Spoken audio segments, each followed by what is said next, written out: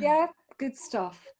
All right, this is our title, and just before we start, from a personal level and from the Bridges team, I'd just like to say a huge thank you to everybody that's come. We appreciate people coming on an evening, midweek, but also this is the first time that we're having a lot more people who've worked in the front line in critical care. So we're just really grateful. We're grateful to all of you, and just wanted to say thank you very much. So I'm just going to move on now with the first slide. I'm in the middle, and I'm the oldest, and I'm the nanny, and I'm Fiona. And then I'll be co-presenting this evening with Evi, who is a major trauma survivor. And Katie, some of you will know from previous webinars, she's the co-production and innovation lead and knitter. Okay, so just some process pointers, which I think we need, because I think some people have got their microphones on. So because we are a large group, if you could please mute your microphone. Wonderful. I promise I won't do the same. We are recording this session as well, so if you wouldn't, hopefully you won't object to the recording, because we put that on our YouTube channel later on. There is a chat window which we do ask you to use from time to time. We really like you interacting with us all the way through, and there are some various times when we ask you to just put something in the chat window, so hopefully you're all aware of where that chat window is. And we really appreciate feedback from you. This is the fourth in our series. We're really blown away by the numbers that we've had, but we really want to learn from this process, and we'll ask you at the end a few questions. We also have a Facebook group, a community, Bridges community, so there'll be some more details about that at the end of the webinar. Okay, so this is a 30-minute presentation. We do try and stick to time. Evi and I are known as the most chattiest out of the Bridges team, so we're really going to do our best to keep under 30 minutes, and Katie is going to call it out. Okay, so I'm just going to give you one task to do to begin with. If you could please type one word in the chat window for how you are feeling right now, what's going on for you right now. So I can't see the chat, so I'm just going to ask Katie to just, if there's anything that's coming up.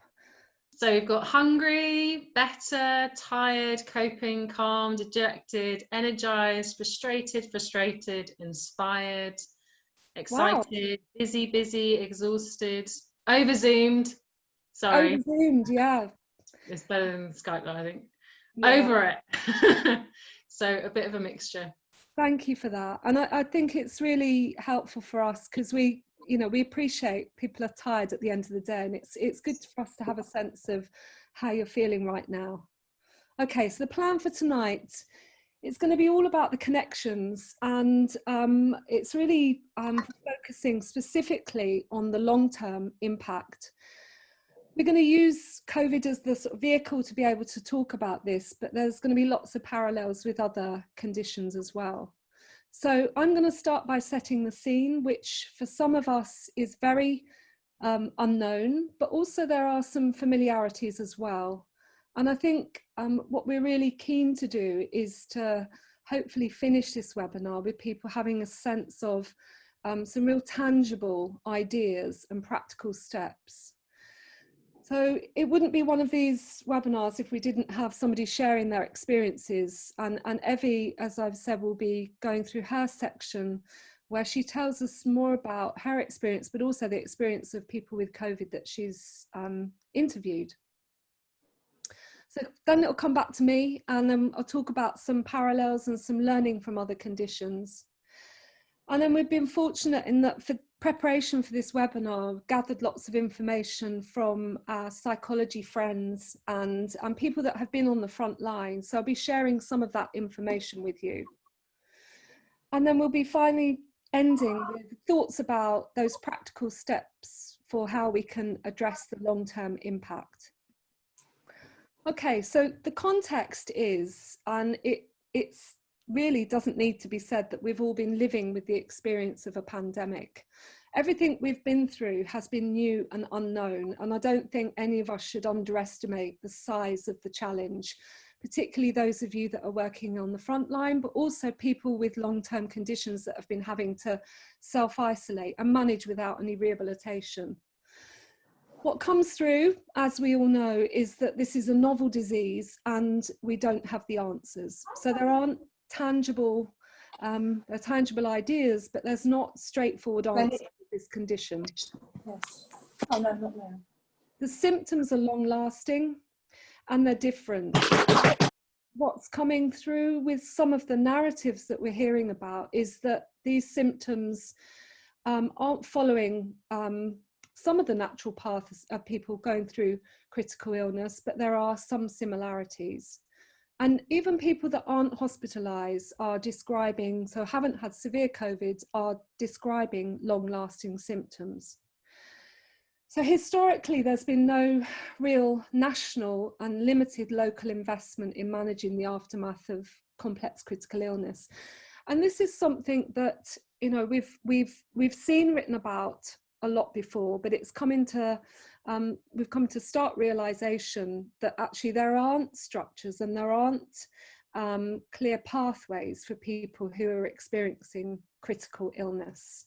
And it's particularly not just the physical, it's the psychological, cognitive and social consequences.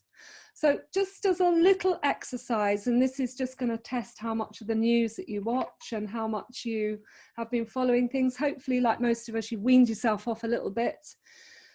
I think thinking of the metaphors that have been used with COVID is really useful. A metaphor is incredibly helpful because it can help us make sense of what's going on.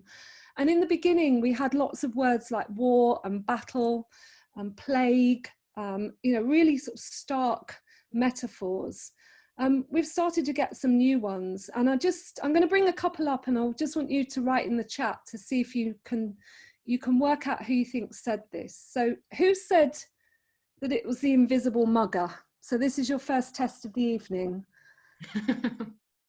Any ideas? Trump. John thought it was Trump.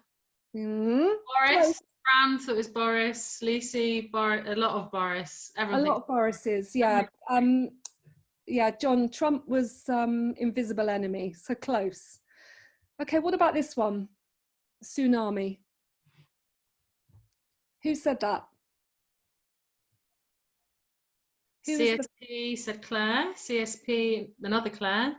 That's right, yeah. Trump. Trump again. Trump. CSP. Trump just gets blamed for everything, doesn't he? Yeah. Okay, so tsunami. So, you know, I think when most of us are familiar with that sort of statement that there's going to be a rehabilitation tsunami, and I think it can be very useful to galvanize action. And certainly we need some sort of action around this. You know, and there's been a lot that's been written about already about this whole area. And I'd really point you to the ICU Steps website, which writes some really fantastic guidance and narrative around this area about recovery and rehabilitation. And critical care may save lives, but we need support and rehabilitation to give those lives back to us. And I certainly hear from people that are working in the very front line that they've still got one eye on one, you know, they're looking, their gaze is actually what life is going to be like for that person longer term as well. And that's certainly our feedback from people who are working on the front line. So rightly, it wasn't Karen Middleton actually, but it was somebody else from the CSP that said about the tsunami. But Karen Middleton talked about as the first wave of patients begin to recover, then the scale of the next phase is becoming clear. And it's this idea, which is why the metaphors are quite useful, is this idea that, you know, we're dealing with this wave upon wave. And actually, one of the purposes of this talk tonight was to think about how we're delivering services and think about whether we can do anything differently. So to just raise some ideas in your minds about how we're going to deal with the scale. And the BMJ, all of these papers are 2020, obviously, and actually there is I would say there's a tsunami of papers starting to come through now and evidence, but most of them are saying there's question marks about whether appropriate rehabilitation will be available for the huge numbers. And the British Society of Medicine have also, Rehabilitation Medicine have also put out some guidance. So this was actually back in April, in early April, and this sense that, you know, we've had this reaction to needing acute care and needing ventilators and respiratory management, but now we need a Nightingale model for rehabilitation. Is that the right thing? You know, do we need to, we need more therapists, we need more nurses, but are these models going to provide the answer? Well, they are starting to spring up, and this is the new CECOL Centre that was the first to be launched a couple of weeks ago, based on the old sort of military rehab site in Surrey. And this is really for people that need intensive rehabilitation. This is for people that may have trachees, that may have been in hospital, those people that some of you will be working with right now, that actually have been on ventilators and been through the most horrific long experience and develop, in many cases, I'm sure, post-intensive care syndrome. So I talked to somebody that I work with, and some of you may know Jackie. Jackie McRae was is a critical care speech and language therapist. She was at the Nightingale London, and she's also a colleague with us at St George's. And her thought was that coming from a basis of really, her care is about being person-centered. Her expertise is people with cervical spinal cord injury. So it's about everything that a person, an individual wants. And she said in the critical care units, we did our best. We managed on a case-by-case basis. So we're still really trying to remain person-centered, despite all the challenges. And her thoughts were that we've been counting the numbers, but actually what's worrying her is the quality of survivorship long-term for people. And again, the fact that we don't have the answers and that we need some structural support. And what is starting to come through is that at some point in the community, in rehabilitation, people that have experience and still have are suffering the impact will knock at the door of rehab. So we've been pondering and making connections for this webinar, and these are our connections, and like a lot of people, we haven't got the answers, but this is something that helps us a lot, and that's looking at narratives of people that have been through this experience. And there's a blog by one of the ICNAR trustees who had spent 2 to 3 weeks in intensive care. And she talks about the physical recovery from critical illness. It can and probably will take many months to feel strong again. But actually then there's the psychological recovery. And I think that's why we want the focus to be on the psychological impact specifically tonight. So somebody else, there's a lot of people to sort of thank for bringing this webinar together. And Tom Wainwright and Matthew Lowe published a paper which, when I found it, it actually was one of those sort of light bulb moments for me. It felt like it had made the connections that I was trying to make. And it was published in the Journal of Rehabilitation Medicine. And what they called for was having a collaborative self-management strategy, which starts in the acute setting, is integrated into rehabilitation, and it individualizes care at each stage. Now, what that looks like is another matter, but I do urge you to actually try and read their paper if you can. But planning must start now. And this was another article which really struck us when we read it. It's by somebody called Paul Garner, who's Professor of Tropical Medicine in Liverpool. And he talks about COVID being weird as hell. And I think, again, it's the fact that this is novel. This is something we haven't dealt with before. But he wasn't hospitalized. He has been through 7 weeks of a roller coaster of ill health, extreme emotions and utter exhaustion. And those are some of the people that Evi's going to be talking about in her section. But what he did say was that it was really important to get this message out. And so that again was the sentiments behind some of the the points we want to put across. He said that for some people, the illness goes on for a few weeks. Symptoms come and go, are strange and frightening. The exhaustion is severe, real, and part of the illness. But the bit that really struck us was the fact that we all need support and love from the community around us. So I think it's about, you know, us as a rehab community, and I'm meaning from the acute setting right the way through into the community setting, feeling as if we're connected in this process and trying to figure out the best way forward together. So I think doing things like tonight where we can share some of these and start to create a dialogue is important. So what's the metaphor for the long-term impact of COVID-19? I didn't see any metaphors that really struck me when I was looking through, but it's something about the invisible impact, but also the ripple effect. And the invisible impact and the ripple effect have been used as analogies in other conditions. And, you know, the ripple effect, as this depicts, is not just where the pebble lands, but it's also the impact that it has on family, friends, work, and life in general. So now I'm going to stop sharing my screen and I'm going to pass over to Evi. Okay. Hello, it works. Yes. So hi everyone, welcome and thank you for being here. And this is me. And some of you might know me through Bridges admin or co-delivering those lovely Bridges workshop for you guys. And also, as you heard, I'm a major trauma survivor.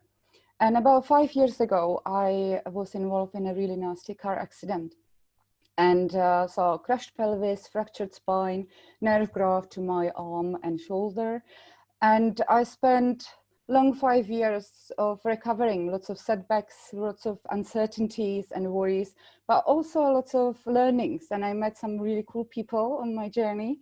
And at the end of the day, it got me where I am, which is today here with you. So bless you. And when COVID-19 started, we in Bridges, we started to look into it, how it's affecting not only you, but also patients, and what are the ways that we could help or attack together and solve and share. So I got to speak with this lovely Anne, Ines and John. They sadly all went through COVID-19 and was hospitalized, and Ines and John, they battled it at home.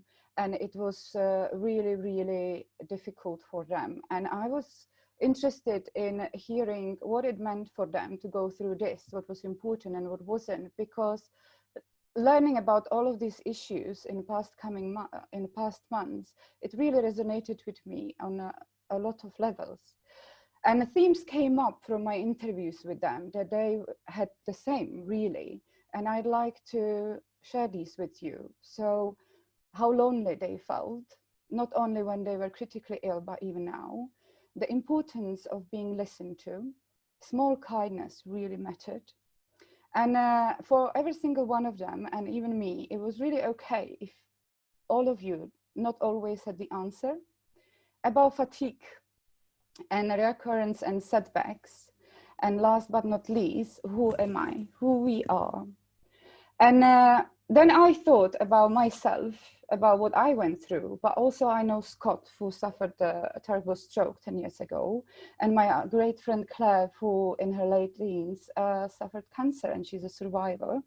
And I just realized that we had themes as well, different injuries, different traumas, but we had themes, and those were the themes. And that made me think that, yes, there is a lot of unknown, and it is a really scary thing, but there are things that you know, and there are things that you can do, and it's not all of it brand new, and together we can make it happen. So I decided, if you allow me humbly, just walk you through a few of these. And first one on my list is loneliness. Having going through something like that is a really lonely place.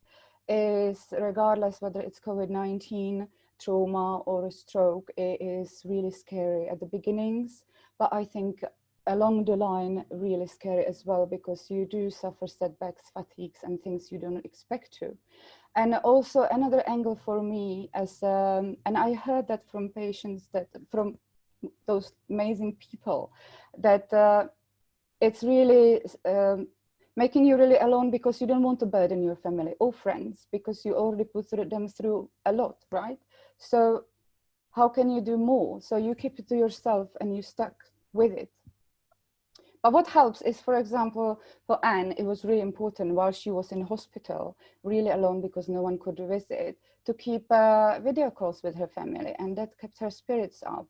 For Ines, it was really nice that when we spoke in an interview, when she learned that there are sites or places where she could go and maybe share, because I thought, well, I know trauma patients, would it help you to know someone? And she actually said, yeah, I think it actually really would. Or just to have a simple 2-minute conversation, whether you are in acute or whether you are carer down the line a year later, just a simple conversation would do the trick. Then the importance of being listened to. Do we really get across what we want to say? And we all know the importance of an eye contact. When I spoke with Anne, she really mentioned several times, actually, this consultant, when she spoke to me, she really looked at me. She wasn't writing on a pad or anything. She really looked at me and I felt really listened to. That was really nice. I agree. And I added another thing that really worked for me personally, and that was, I laughed at the end of sessions, whether they were with my carers or with my therapists or my consultants, when they said, let's summarize what we talked about. And it always made me feel they either heard me or they didn't. And if they didn't, I had a chance to correct it, and we could work on it again together. And then just a simple validation of our feelings. Ines said that it was really nice sometimes when she wanted to moan, to say, yeah, it does suck. And not, oh, it will be fine, let's move on. It is nice to be validated. And it goes with for successes as well. If I wash my hair and I'll be talking about it and someone will be like, that's amazing, I'll be like, oh yes, I'm being listened to. And then another really lovely one for me is small kindness goes a long way. I'm going to just give you a few examples here. For example, for Anne, when she was in the hospital, no one could visit, having that her own pajamas really mattered. And that lovely nurse, she did made it possible. She's not sure how, but she did. And that made her day, and she still remembers it. I can relate, that's me. I had no one for quite a long time. I lived in the middle of nowhere, so far away from everyone, and I didn't have my own pajamas, but I had hospital gowns. St. George's got 2 colors, gray, not very nice, sorry, and a pink. And my lovely HCA, she noticed that if I could, I went for the pink one, and I swear to God, ever since, every morning she would make sure that I would have my pink gown on. I will never forget that because I was on a men's ward, and believe me, pink ones were really short there. Then Anne, for example, also said that when she was having really dry mouth, and that was really bothering her. And this lovely male nurse that was looking after her, he noticed, and he brought her chewing gum. I mean, such a small gesture, but it just made such a difference to her. Another picture, I couldn't help not to put it here, is that really stood out for me. I saw it on Instagram and I thought, oh my God, that's amazing.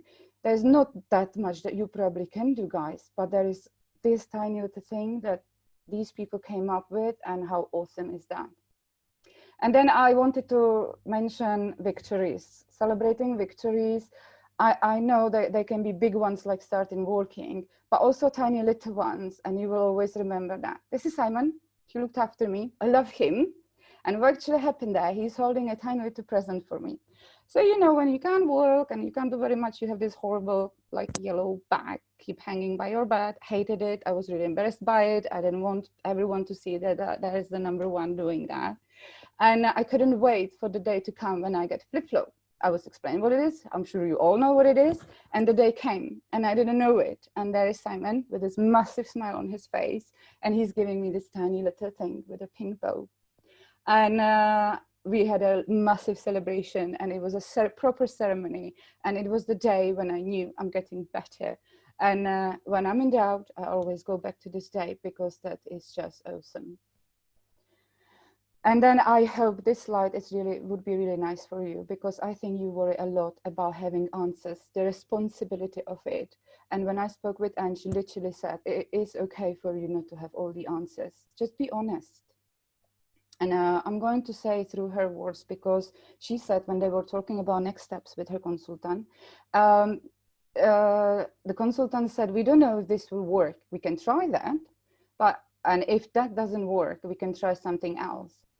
And she says, I didn't mind. My consultant didn't have all the answers, but I felt really listened to, because she was looking at me, she explained, and she had a plan. And another example from her, when she spoke to the consultant about the virus and about her worries, she said, although we don't know the virus, we know the symptoms. I know them, and I can treat those. I can help you with those. And that made sense to her, and it put things into perspective. So I think as we are honest and we can try another way or have a little plan and share it together again, we can make it work. Fatigue, that is a really big one for me, because I think it's a really scary one. And when I spoke with Ines, John, and Anne, they all agreed how surprising that thing is. She said she understood why she's really tired in hospital, because she was very ill, medication. And then when she went home, weeks later, it really shocked her that she still gets really tired, like really tired. And I get it, because I had it too. I had it too, and I still have it too 5 years later. And it took me a long time, years, to understand that nothing is wrong with me. I would be really angry, really frustrated. I would get depressed about it, because why am I tired? I'm working, I'm doing more than before. So understanding that we are tired and might be tired for a while, knowing that really helped. And also getting permission to be tired from you guys, you know, that it's okay, you're tired. And then when you realize we're tired, and we can tell you, because I didn't do my exercise because I was really tired, I didn't want to say, being guided by questions about reflection, knowledge, problem solving, maybe you did more the other day, all these things will help us battle fatigue, and when it comes and when it surprises us. And that goes with setbacks and the worry about reoccurrence. The big what if it comes back. And Anne, Ines, and John, they are of course thinking about it. What happens, because no one knows. And but so I don't know that if I fall, I will break my pelvis. And Scott doesn't know that no one can promise him he'll never have a stroke again. So the worry with long-term illnesses, it is there. And I think what really helps is understanding why and what we worry about and talking about it. Because sometimes it can be quite hidden as well. It can be something totally different. Like Ines, when I spoke with her in our interview, I said, well, can I ask you something? Are you worried about your lungs? Because it's COVID, right? And you know, I'm not medic. So to me, COVID means lungs. That's really bad. And she said, no, I'm really worried about my heart. And I'm like, what? Why? And she said, well, because of my mom. I'm like, what?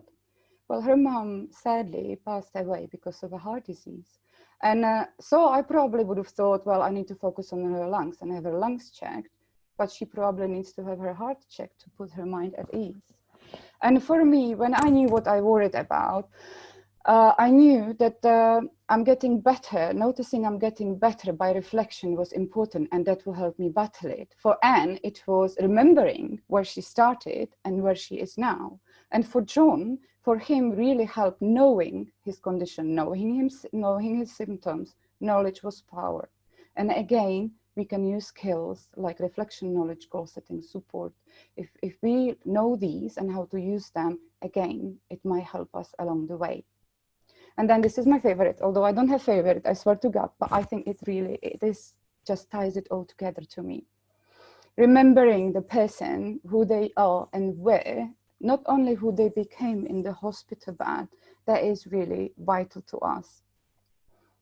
Because if I know who I am, and if you know who I am, or Anne, or Ines, or John, you can pick up on those little things.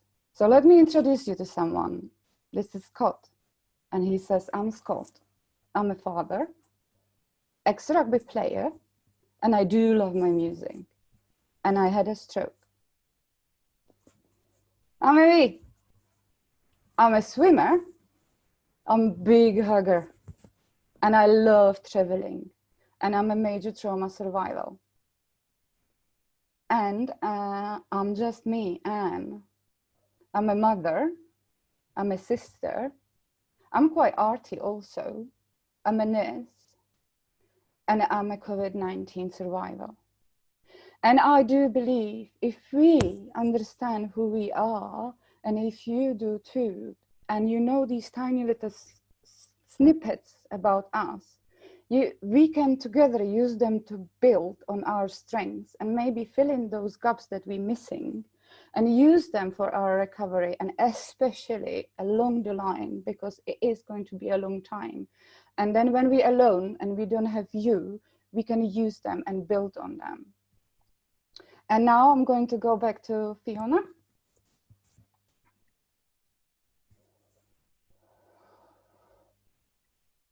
Thank you, Evi. It's always hard to follow Evi. This is a hard gig. Thank you, Evi. Okay, so back to some metaphors. And just to now think about these parallels. Another paper that was published really only a couple of weeks ago was by somebody that had survived COVID, severe COVID. He'd been surrounded by a dozen or more highly trained ICU professionals, but actually after leaving hospital, his point of contact with the health system had been reduced to an occasional phone consultation with his GP. So this steep slide shouldn't be a problem. I'm alive, right? But somehow it is. And what he says is that the number of survivors like me will grow, and like me, they're likely to be left in rehab limbo. And this makes me think, I've worked with people with stroke for a number of years. It makes me think about what we hear about all the time. And the parallels are so strong. I just feel that, you know, despite actually what appears on the outside to be very well established pathways of care for people with stroke, unfortunately, these hidden effects are often not noticed, and they are long term. And this was a tweet from a colleague and friend of mine that last stroke forum in December said, "Is it too much to dream of a day when a stroke survivor opens a conference and says, 'Here is my story. I did not feel abandoned when I got home.'" So there's something about people feeling abandoned when they leave hospital and go into the community. And it's a hard one because often people desperately want to go home, but actually the big vacuum and void that they fall into is a problem. And we know it's a problem because we know it's a problem with stroke, brain injury and other critical care already. And it's a problem now with people with COVID. So actually there's a lot that we do at the moment. And I'm sure that the stuff that Evi was talking about is all the things that you do know and you do use on a day-to-day basis.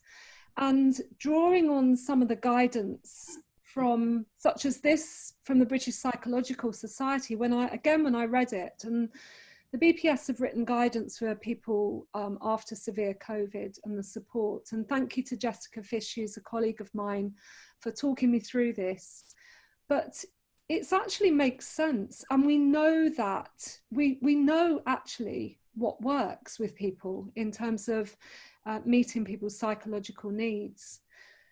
We know that we haven't got the capacity at the moment in rehab, and we know that we maybe our focus is so much on actually the saving lives and quite rightly on the critical aspect of care, that community rehabilitation is often the area where there isn't that support.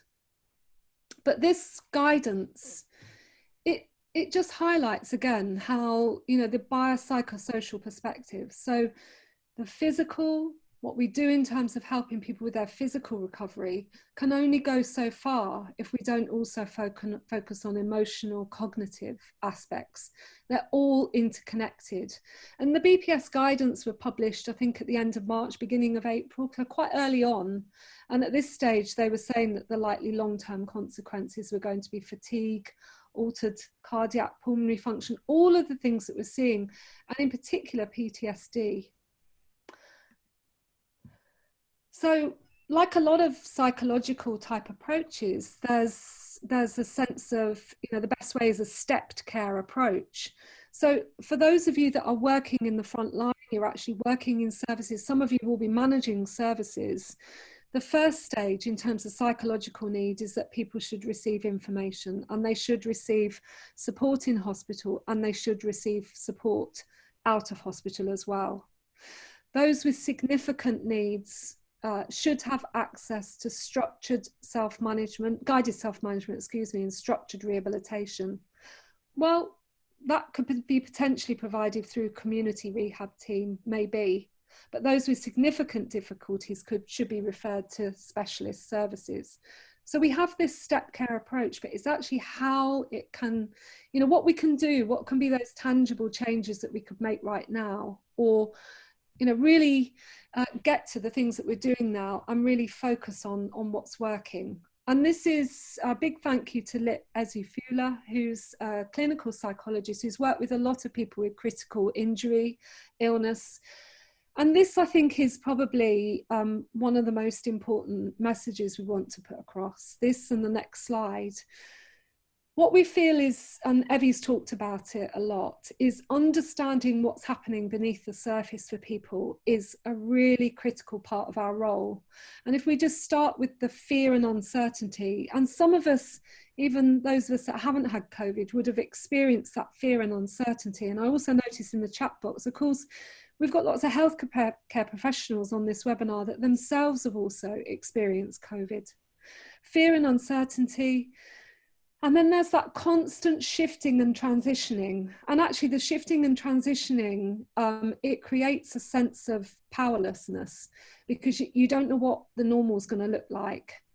Couple that with the impact of distancing. So the experience of distancing and social isolation, if we look at the things that help us feel in control, it's about being with the people that we know and being able to talk to people that are familiar. Underneath all that, there's health beliefs and social influences, and in particular, the health beliefs. So, you know, Evi talking about the fact that Inez was most worried about her mum with her cardiac condition. That was her belief system. That was what she was worried about. And that was creating some health anxiety. And that all leads to more, you know, less control. Less control is what really contributes to our mood, our self-esteem. So this is our sort of slide about how to be. And this is about really focusing on the stuff that's all familiar to us, but actually is what we can do as part of our everyday interactions and as part of our rehab, is space for people to express their reality. And it may be 5 minutes, but actually whatever you hear from people, whatever they're saying to you, it's their reality. And actually whatever people say, it's justified. If we think that essentially people who've gone through COVID are the experts in themselves, and if we go in with the approach that we want to learn from them and then empower them to do what feels right as well, as Evi's given us some great examples, through really active listening and really allowing people to express how they're feeling, it also provides that opportunity to really acknowledge what they're doing and doing well, so their coping strategies, and being alive to looking out for the small opportunities, small changes in people's behaviour that we can then reinforce. And above all, talking to Lit, she said that the relationship that we build with patients should be feeling like a nourishing relationship. And what I would hope is that you also get things back as well from the patients that you're working with. Okay, so I'm going to pass back now finally to Evi. Sorry, Evi. I need to stop sharing, don't I? Yeah. Right, thank you very much, Fiona. And it's just everything you say really relates. It's amazing. And we are almost at the end of it. And I'm just going to say that I personally think that no matter the illness, if it's an injury, an illness, COVID-19, stroke, we really don't know what is coming and what's behind the corner. So future is overwhelming. If we think about it, for example, when I spoke with Ines and I said to her in our interview, what is your plan for the future then? What is your hope? What do you want? Because you're still not very well. What is it? And she's like, well, I don't know. And I thought, well, how can you not know? What do you mean you don't know? But there must be something. Oh, I don't know. And so I said, well, what about today? What would you like today and this week and this month? And she said, oh, today I just want to get through. And this week, I really want to be able to go with my doggies out for a walk. And this month, I want to be able to have enough energy to look after my patients. So I think the importance, and it worked with me too, and with Scott, I checked, is focusing if it's really overwhelming, can we bring the focus to now? And rather what can I do than what can't I do? And do it step by step, little by little, minute by minute, break it down. And how I did it, how I noticed Anne, Ines did it, and John, they used reflection, making a backup plan and rechecking. I think that's really important. What worries us, why, and what are our goals? Because, for example, what worries me today about my health was very different to what worried me when I was in hospital, and definitely different when I was 6 months down the line, my recovery, and it will be different next year. And that brings me to this. I love this, and I had no idea what it was until I got involved with Bridges, and I think that's my favorite thing to do and use in help people, especially along the way, knowing self-management skills, because I had no idea what they are. And when I look back on my whole journey, I wish I knew all of them and I could be able to use them, because I didn't know. But now, knowing what it is, I know that a lot of you guys, whether they were nurses, my consultants, my amazing therapists, they helped me develop these skills. And some of them I had, but I didn't know I do, and I can use them to feel better and work better. Some of these I was totally missing, and I didn't know I can learn them and use them. And if I had all of these, or at least as many as possible, I probably wouldn't get as depressed as I did 6 months down the line. And I probably will not knock on your door as often. And if I do, it would be better. So I had great help with these. And I do believe if we work together on those, that will just help massively in the long run, 100% definitely. So I'm real big on this. Evi, I'm just aware of time, hon. Almost that. So I have a little exercise. I did send you the little flower there, and I picked up a few favorite quotes. If you can have a just quick read, and if you can pick few, if you recognize any of these skills that Anne, John, Ines, or myself are using in these quotes, if there is a skill that you think we use, then type it up, and I promise I'm done. I close my mouth and no more talking. Well done, Evi. So we're looking for words like reflection, problem solving. Can you see any of those skills in the quotes that people have? I've put the 7 self-management skills in the chat window so you can see them. I know it's a bit tricky because you haven't got both. Yeah. Sorry, everybody, we overrun, and we knew we'd overrun. We knew that you would, but it was also good. I was like, I can't really interrupt you. We've got some questions. Whilst people are just doing that, I've got a lot of questions from people from before. Okay. One that was particularly interesting for both of you, but maybe particularly Evi, because I know Evi, you still have quite a lot of issues with fatigue. So Anna Lloyd asked about wanted to get from the webinar how you can work holistically given all of the PPE equipment and isolation and no visitors. I think maybe you've answered some of those things, but in particular, I think the issue around fatigue comes up quite a lot, that people feel that because people have got lots of fatigue, you can't really start rehab, so you can't kind of get going. What would you say in response to that, either of you? How do you deal with fatigue? Like how can therapists support people with fatigue?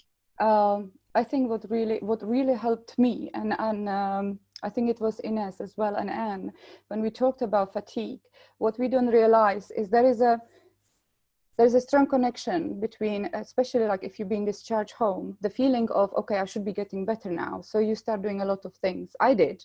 all exercises. I didn't want to disappoint. I was thinking, my mindset was a lot, I should be better now because I'm out of hospital, or it's been ages. So I would try to do more and more and more because that would prove me, and I would overdo it. So being able to learn, how to break my day, compare, why am I tired today so much? And when I was being asked, well, actually, do you realize, A, you're doing much more than when you started, B, you're still on medication that makes you tired, C, you're still healing, and D, today you had 3 visitors, you held 3 hours of conversation because I couldn't hold attention really well. And as C, you washed your dishes, you made your breakfast, and you washed yourself. That's a lot. Let's break it down. And if you're really tired, listen to your body and have a rest, because that's another one, because we don't give ourselves permission to rest either. So did you feel like fatigue was a barrier to rehab? Do you feel like you were still doing rehab as well as having fatigue?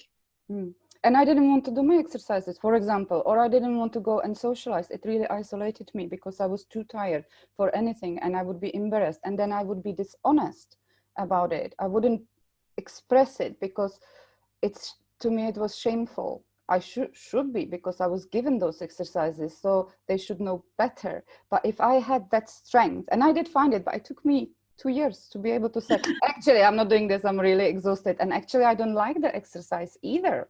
It makes me tired. Can we do a different way? So digging into the bottom of and helping me realize, because I learned, this really helped me to learn to think about fatigue. When I get really tired now, I'm thinking, actually, why am I tired?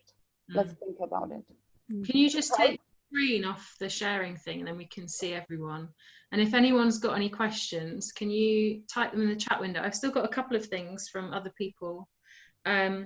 One that I wanted to ask both of you around is, Rianne said that was talking about self-management, given that there's lots of fear and uncertainty, and people are generally quite uncertain and they don't want to go and access services. What have you got anything to say? Or has anyone else got anything to say on that point? So how do we work with patients and how do you do self-management when patients are kind of staying away from us because of fear of contracting COVID? Yeah, I mean, I haven't got the answer, but I've got some thoughts about that, Katie. So I could start, unless anybody else has some strong. Does anybody else want to say anything? I think that, I've been thinking a lot about how it's not about necessarily the amount of rehabilitation that somebody accesses, but it's about the quality of the interaction. And we did a webinar, if anyone wasn't on it, on the triage, and I think even your first webinar, Katie, right when we very first started these, we really emphasise what was it about the quality of the communication in that one-off interaction. And we've been thinking about sort of research ideas in this whole area, and I think that coming back to the paper that Matt Lowe and Tom Wainwright wrote about the fact that we need to integrate this approach into what we do. So the good quality self-management support integrated into what we do is really critical. And that doesn't necessarily have to be done face-to-face, and it doesn't necessarily have to feel like a burden for either party. And in fact, some of the evidence around this is that we don't need to do quite as much as we think we need to do with patients. And sometimes people can get more from having less from us, but just doing it in a different way. I don't know if I've been a bit opaque there with what I'm saying, but hopefully you get what I'm saying. Can I also chip in something as well, just quickly? No, not yet, Scott, sorry. We're going to go to Molly first and then Scott. Oh, okay. Hi, I'm not Molly. I'm disguising. I'm really Joe. So, sorry about that. I'm going under many disguises this evening. But I'm a physio, and I had COVID, and I got it through looking after my father-in-law. In fact, my whole family. There's 5 of us who got COVID from looking after my father-in-law, who we didn't realise was COVID positive at the time. But anyway, so in terms of self-management, obviously being a physio, I felt empowered and able. Oh. Oh no, Joe. Oh no, just when she got to the good bit. Oh dear. I mean, what she was saying is quite interesting. I think it was Lucy was saying that a lot of healthcare professionals will have had COVID. So it's quite an interesting experience where more people in your team will have had an experience of being a service user to some extent than in other situations. Yeah. I don't know if to elaborate on that whilst we... I know Jo, and she lives in a tiny little village in Wales with not very good Wi-Fi. So I think that might be the reason why we've lost her. Can I just chip in with my quick thing? So I think to kind of jump on what Fiona was saying as well is really important to between healthcare professionals who may be working with the same person is improving that quality of transference of information about that individual. So like if we're all working with the same person, we improve the knowledge that we have about that individual, so that that person isn't having to repeat their story again and again and again. So that information is being shared well, and the picture is being built up well, and that information is is being given well. I think that helps that as well, so that you're not having to have too many contacts either. I think that helps. Yeah, thank you, Scott. Has anyone got anything else? I can't see there's too many of you, so you've got to put something in the chat window. Evi, you can't. I just really quickly chip in as well on Fiona and Scott. Also, some of you might worried because I said, ask us, empower us and stuff, that a lot of patients will probably say at first, I don't know, you tell me, but you're planting a seed. Remember that, because next time around you ask us, we'll probably answer that, or at least you'll make us start thinking. So don't be scared of that. Yeah, but share the power, share the responsibility. It's not down to you only. Okay, there was one more thing that came up before, and that was looking at self-management techniques to prepare patients so when they leave the acute setting, which I think fits with what a lot of people were saying around people either they're not being the availability of community services or people not accessing community services, and how can you have as much impact in that acute kind of interaction that will then carry on later on.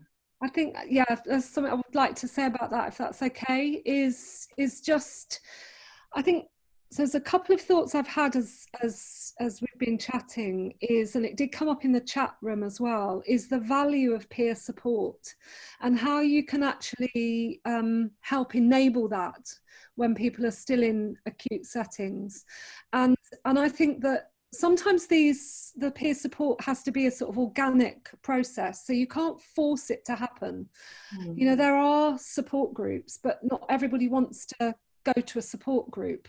And so when people make a connection with another person that's been through the same experience, in a way, just what we're doing tonight, that we've all got a shared experience, or we've all got something in common, so we're sharing and listening, and that I think is really undervalued in healthcare. And I think if we utilize the experiences of people that have been through this to a greater degree to help others, then I think that can help improve capacity. And whether that can start in the acute setting, I don't know. But the other thing is I think it comes back to what Evi was talking about, and Scott, it's that authentic listening in the acute setting, however brief that is. If it's authentic and it really gets to what people's real fears are and what's bothering them right now, all of those sorts of questions that are really important to ask, which we've put out before through these webinars. I think even just having those short interactions where that's the priority of that interaction can then really help. And that's certainly what we've heard. That's great, thanks Fiona. We've got Molly Jo is back. Molly Jo. You want to carry on? You were just about to launch and then you disappeared. It was fascinating, and then you disappeared. Black screen. What I was going to say was my sort of strong feeling at the moment, having kind of like decided to rehab a 90-year-old in the community, and the GP was talking about palliative care, had withdrawn all his medication, had put in, you know, for sort of palliative medication if need to be over that typical, you know, he got really ill on the Friday, so it was that long weekend thing. We thought the district nurses were coming in, we didn't see them, you know, so it was a typical sort of situation. But the thing that made the difference was the fact that I had the contact. So we got a profile in bed in on the Friday. We got the acute response team in on the Friday night. We got the oxygen therapy nurse phone. And it was really what Fiona was saying about sometimes we feel like we need to be doing a lot, but actually just being there. And my kind of bugbear at the moment is that it all happened, and I really feel that my father-in-law is still alive because he didn't go into hospital.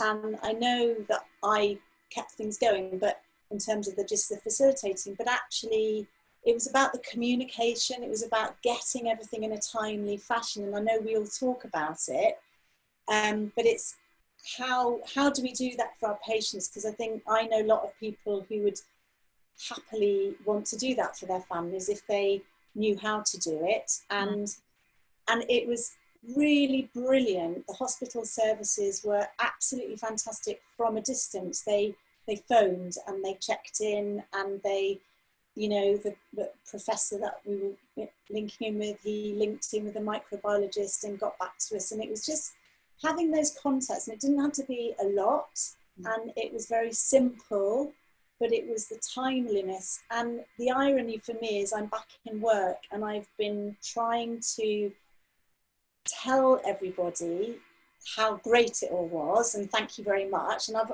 obviously done that to individuals, but I haven't actually been able to do it to everybody. And I haven't been able to have like this conversation with my health board. And I've emailed people, and I was told to join this Facebook group, and it was not the right group. And, you know, and I just feel really frustrated that I've not been able to link tell people, and tell people they're doing a really good job. But we need to somehow improve on this communication that we all talk about. But we talk about it as professionals, and I could make all the links, but I don't know, you know, patients need to know how to do that. And that's interesting, isn't it? Because at the moment it feels like in some ways some bits of communication are a lot easier, because actually you can Zoom call with people from all over the country, but other things are much more complicated. We've got a minute left, which I'm going to blame on Evi and Fiona for overrunning.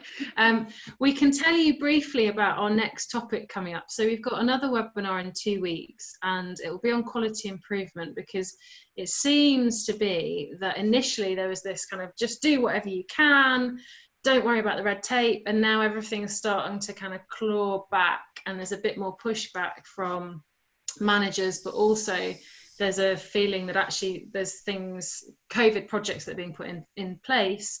And so we thought it'd be useful to focus on quality improvement and actually how useful that can be at the moment. So we've got a guest speaker, Annette Boaz, and then hopefully a clinician, but she's not confirmed whether she'll do it yet. So, and she's here on the screen. So watch this space. But we'd also like to know if there's any other webinars that would be useful. Do email us or join our Facebook group and let us know what you think would be useful. We'll probably end up doing one after that on co-production and co-design, so actually doing that design process with patients. And thank you very much for joining us again. Can I just say before everybody goes, don't all go. I think that just from this webinar, we probably had enough for 2 webinars, because we decided at the beginning of the week, we certainly did. So it feels like we've squashed in a lot into this, but if anybody wants any of the papers or any information, then do let us know. And before you go, could you just put one word in the chat window? Oh, yeah, I always that says how you're feeling now. How you're feeling now. And if it's that you just want to go off and get wine, that's fine. Put that in the chat window and then go and get your wine. And it's just really lovely to see you all. And thank you very much for supporting our webinars. We really, really appreciate it. I'll read some of that. Positive, connected, optimistic, relaxed, thank you, supported, found, inspired, awake now, much happier, mindful, validated, inspired again. So positive things again. Can I also just say a big thank you to you all, A, for putting up with my Eastern European accent, B, listening, and great questions. I'm really humbled by everything you do and very inspirational, you guys. You got this. You got this together. Thanks very much, everyone. Thank you. Bye-bye. Bye, Joey. Bye. Bye. I'm hugging everyone.